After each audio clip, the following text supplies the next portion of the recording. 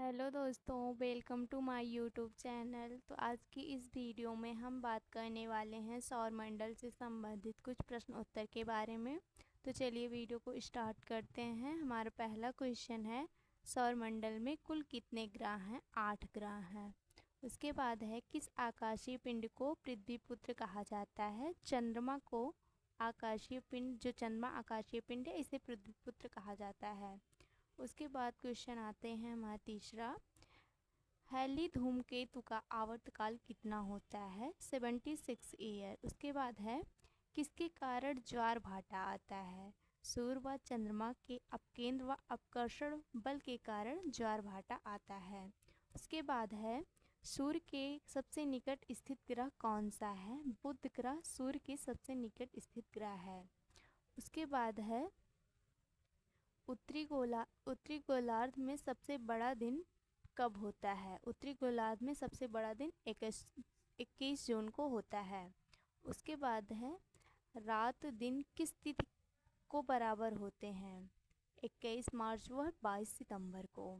उसके बाद 8वां क्वेश्चन है, सूर्य के चारों ओर घूमने वाले पिंड को क्या कहते हैं?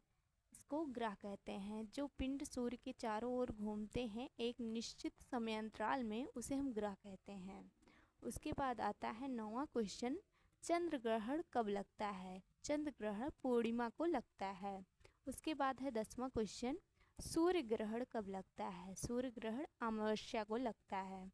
उसके बाद है 11वां क्वेश्चन, पृथ्वी को नीला ग्रह क्यों कहा जाता है? पृथ्वी को नीला ग्रह इसलिए कहा जाता है जल की उपस्थिति के कारण। उसके बाद है, जीवाश्म ग्रह किस ग्रह को कहा जाता है? चंद्रमा को जीवाश्म ग्रह कहा जाता है। उसके बाद हमारा 13वां क्वेश्चन है, सूर्य के ग्रह की दूरी को क्या कहते हैं? सूर्य से ग्रह की दूरी को उपसौर कहते हैं। उसके बाद 14वां क्वेश्चन है, सूर्य के धरातल का तापमान लगभग कितना होता है? 6000 सेंटीग्रेड होता है। उसके बाद आता है, मध्य रात्रि का सूर्य किस क्षेत्र में दिखाई देता है?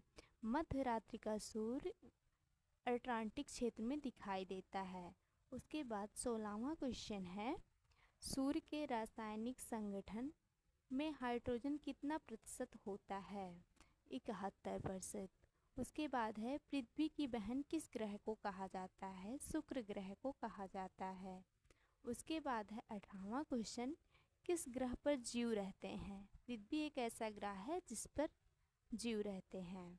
उसके बाद 19वां क्वेश्चन है, पृथ्वी का उपग्रह कौन है? पृथ्वी का उपग्रह चंद्रमा है। 20वां क्वेश्चन है, कौन सा ग्रह सूर्य के चारों ओर दक्षिणावर्त घूमते हैं? शुक्र व अरुण। उसके बाद 21वां क्वेश्चन है, निक्स ओलंपिया कोलंबस पर्वत किस ग्रह पर स्थित है? मंगल ग्रह पर स्थित है। सूर्य से सबसे दूर स्थित ग्रह कौन सा है? वरुण ग्रह सबसे दूर है। उसके बाद 23वां क्वेश्चन आता है, सूर्य का चक्कर सबसे कम समय में कौन सा ग्रह लगाता है? बुध ग्रह नज़दीक, सूर्य के सबसे नज़दीक होने के कारण बुध ग्रह सूर्य का सबसे कम समय में चक्कर लगा लेता है।